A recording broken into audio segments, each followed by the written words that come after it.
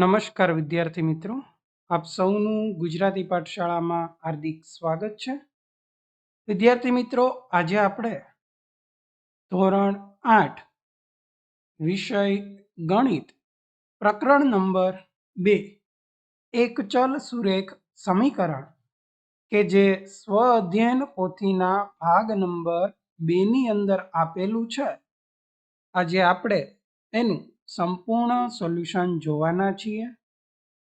તો વિદ્યાર્થી મિત્રો, આજે જ અમારી યુટ્યુબ ચેનલને સબસ્ક્રાઇબ કરો, બાજુમાં રહેલ બેલ આઇકોન જરૂરથી દબાવો, જેથી કરીને અમારા તમામ વિડીયોની નોટિફિકેશન આપ સુધી સૌથી પહેલા મળી રહે.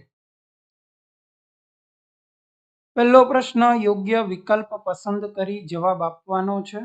એમાં પહેલું 5x ના છેદમાં 3 માઇનસ 4 બરાબર 2x ના છેદમાં 5 હોય તો 2x માઇનસ 7 નું મૂલ્ય કેટલું થાય? તો અહીંયા આન્સર આવશે માઇનસ 13 ના છેદમાં 19.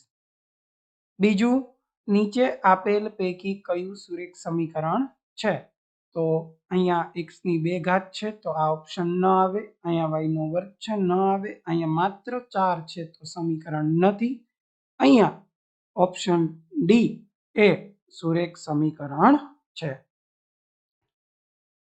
ત્રીજો પ્રશ્ન, જો x બરાબર a હોય તો કોઈ પણ પૂર્ણાંક સંખ્યા k માટે નીચેના પૈકી કયું હંમેશા સાચું નથી? x બરાબર a હોય, બરાબર, તો ઓપ્શન બી છે એ સાચું નથી.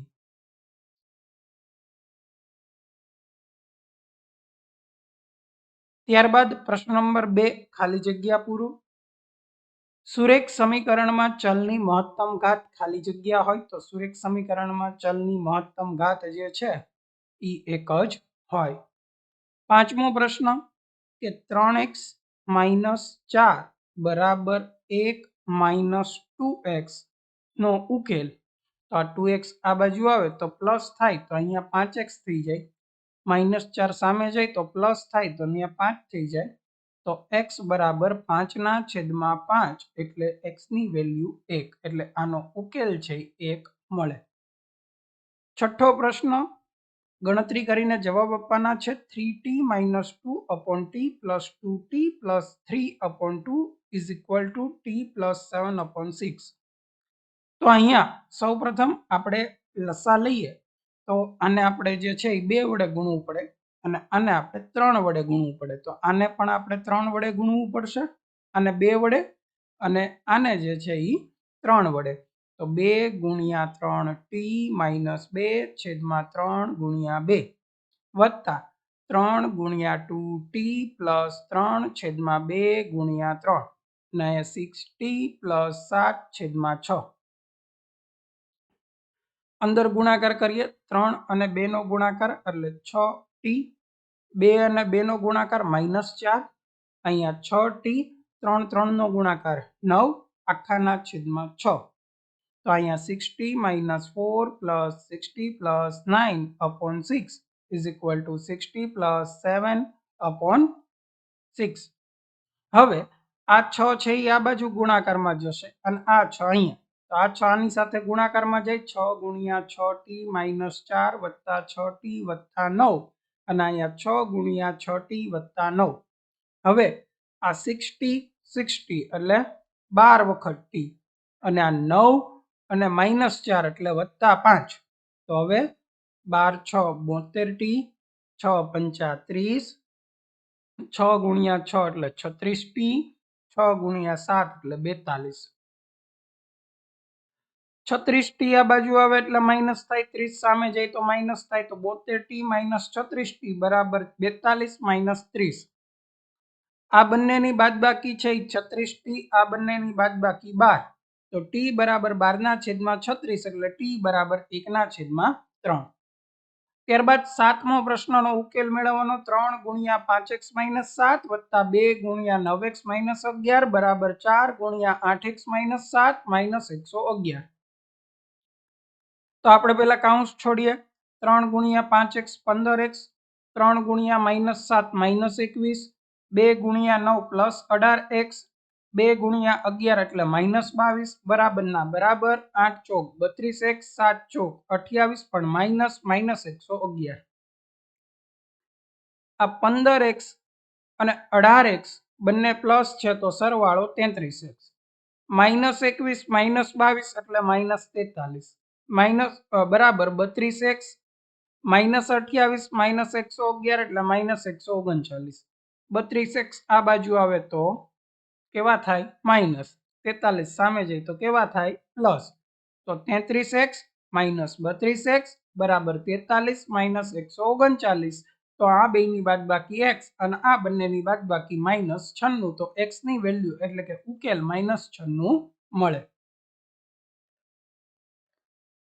ત્યારબાદ 8મો પ્રશ્ન નીચે આપેલા સમીકરણનો ઉકેલ મેળવો n ના છેદમાં 4 -4n ના છેદમાં 12 + 3n ના છેદમાં 6 બરાબર 17 - n તો લસા જે છે 12 આવે તો આને 3 વડે ગુણવું પડે અને 2 વડે ગુણવું પડે તો n ગુણ્યા 3 છેદમાં 4 ગુણ્યા 3 -4n ના છેદમાં 12 + 3n ગુણ્યા 2 છેદમાં 6 ગુણ્યા 2 આ બધું 12 થાય તો 3n - 4n + 6n આખાના છેદમાં 12 બરાબર 17 - n હવે 3n અને 6n એટલે 9n -4n આ 12 છેદમાં છે સામે જાય તો 17 - n સાથે ગુણાકારમાં તો 9n માંથી 4n જાય તો 5n 12 ગુણ્યા 17 204 12 ગુણ્યા n -12n -12n આ બાજુ આવે તો પ્લસ તો 5n + 12n બરાબર 204 તો 17n બરાબર 204 તો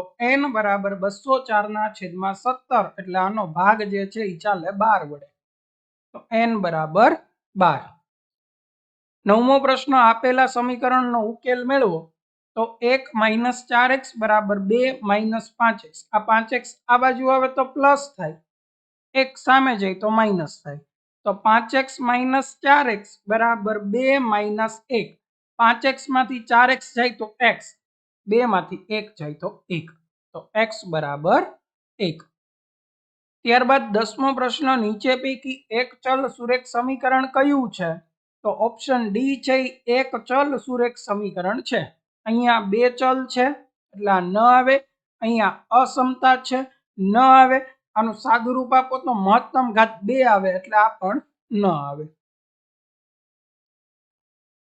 ત્યારબાદ પહેલો પ્રશ્ન x ની કઈ કિંમત માટે 3x - 4 અને 2x + 1 સરખા થાય તો x બરાબર 5 માટે એક ચલ સુરેખ સમીકરણને માત્ર એક જ ઉકેલ મળે બે ઉકેલ મળે એ ન આવે એક પણ ઉકેલ ન મળે એ ન આવે બે કરતા વધારે એ પણ ન આવે ઓપ્શન એ એક જ આવે એક જ ઉકેલ મળે। ત્યારબાદ ખાલી જગ્યા પૂરવાની છે 2x ના છેદમાં 5 -2 બરાબર 5 -3x ના છેદમાં 5 તો x બરાબર કેટલા તો અહીંયા કંઈક સાદુરૂપ આ રીતે થાય 2x ના છેદમાં 5 -2 બરાબર 5 -3x ના છેદમાં 5 આ બાજુ આવે તો પ્લસ થઈ જાય એટલે કે 2x ના છેદમાં 5 3x ના છેદમાં 5 બરાબર 5 + 2 તો અહીંયા શું થાય છેદ સરખા છે તો અંશનો સરવાળો એ પણ 5x થાય બરાબર 7 5 5 કેન્સલ તો x બરાબર 7। ત્યારબાદ ચોથો પ્રશ્ન કે 2y બરાબર 5y - 18 ના છેદમાં 5 આ બાજુ આવે તો માઇનસ તો 2y - 5y બરાબર -18 ના છેદમાં 5 તો -3y બરાબર -18 ના છેદમાં 5 માઇનસ માઇનસ કેન્સલ આ 3 ગુણાકારમાં સામે જાય તો ભાગાકારમાં તો આમ ભાગ ચલાવીએ 6 તેરી 18 તો 6 ના છેદમાં 5।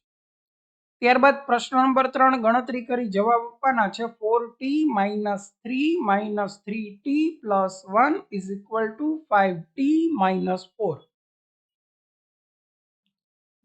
સૌપ્રથમ પહેલા આપણે કાઉન્સ છોડીએ તો 4t - 3 એમને -3 - 1 બરાબર 5t - 4 આ 4t - 3t એટલે માત્ર t -3 - 1 એટલે -4 બરાબર 5t - 4 5t આ બાજુ આવે 4 સામે જાય તો t minus 5t is equal to -4 plus 4.